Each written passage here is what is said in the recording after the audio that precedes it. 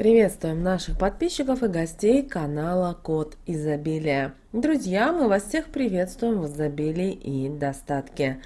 Сегодня в этом видео мы поговорим о том, как вы можете понять и узнать, что ваше везение, что вашу удачу украли и увели на сторону. Очень простые способы, после которых вы это поймете. А прямо сейчас подпишитесь на канал Код Изобилия, ставьте лайк этому видео и обязательно поделитесь этим видео с теми, кого вы любите, кого вы цените, кому вы желаете мира, любви, гармонии. Пусть как можно больше людей узнает эту важную информацию. Вы знаете, к сожалению, мы сейчас многих людей расстроим, кто слушает именно это видео. Дело в том, что в большинстве случаев мы сами виноваты в том, что нам не везет.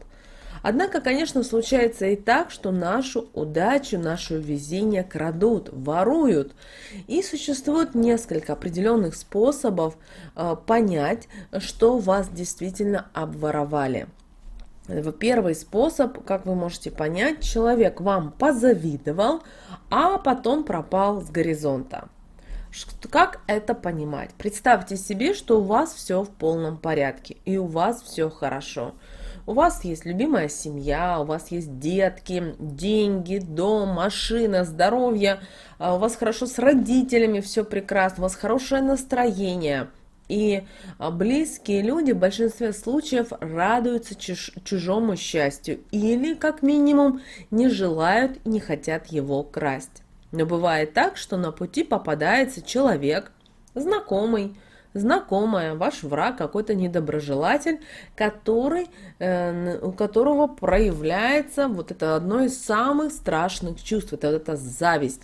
Этому даме или мужчине так сложно скрыть свою зависть, что распознать ее можно даже без особого труда. Например, люди могут копировать вас и ваше поведение, заигрывать с вашей второй половинкой, если им тоже не хватает, например, каких-то чувств и эмоций.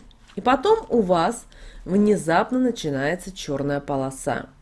Это могут быть ссоры, это могут быть конфликты в семье, это могут быть проблемы на работе, проблемы с финансами, проблемы со здоровьем. И, как правило, оно, знаете, изо дня в день вот эти проблемы всевозможные, они как магнит друг к другу притягиваются, и у вас создается все больше и больше негатива. А вот тот завистливый человек, который вас спросил кое-какие моменты, вы ему рассказали, с открытым чистым сердцем, и он словно в воде растворился. Он больше не приходит к вам в гости, он вам больше не звонит, он с вами не желает больше общаться.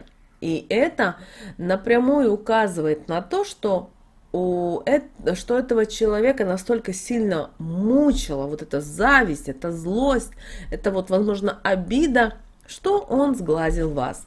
И ваше счастье перешло временно к нему. Но, пожалуйста, будьте уверены, что долго оно рядом с ним не продержится. Потому что, знаете, можно обмануть человека, можно у него все забрать. Но законы Вселенной, законы космоса никто не отменял. Вы можете обманывать, но высшие силы догонят, и получите вы еще в 2 раза больше. Вне зависимости от того, что вы видите, что происходит у вашей Мани, Пети или Васи. Следующий способ понять, что у вас украли удачу, понять то, что он или она дарят вам какие-то вещи. Тот, кто отчаянно пытается завладеть вашей удачей, вашим везением, счастьем, может разрушать ваше защитное поле и усыплять бдительность различными подарками, знаете, вот такими вот подношениями, что ли. Очень часто люди так потом напоминают вам об этих подарках, давя на жалость или требуют даже вернуть должок. Знаете, это очень опасные люди, которые пытаются сделать вас именно своим должником, вытянуть из вас жизненные соки. Это один, наверное, из самых страшных видов энергетических вампиров. Если кто-то из ваших знакомых начинает вас задаривать подарками которые приносят не радость, а только вот такую-то тяжесть, обязательства, негатив. Задумайтесь о том, стоит ли продолжать такое общение. Потому что при первых намеках на требование вернуть доброту, вернуть время, вложенное в вас, старайтесь сразу же разрывать отношения, потому что, к сожалению, такие отношения ни к чему хорошему не приведут. И помните о том, что многие люди, как правило, не просто так делают подарки. Да, есть понятие подруги, которых проверены и медными трубами, и Римом, и огнем, но, как правило, люди независтливые. И поэтому, когда вам начинают дарить подарки спонтанно, ни с того ни с сего, обязательно задумайтесь. Следующий признак – вы переняли неуверенность другого человека. Вы знаете, это один из таких вот видов вампиризма. Человек порой может настолько сильно излучать негатив, что это заражает всех вокруг. В данном случае ваш знакомый или друг не ворует удачу, а просто лишает ее и вас, и себя.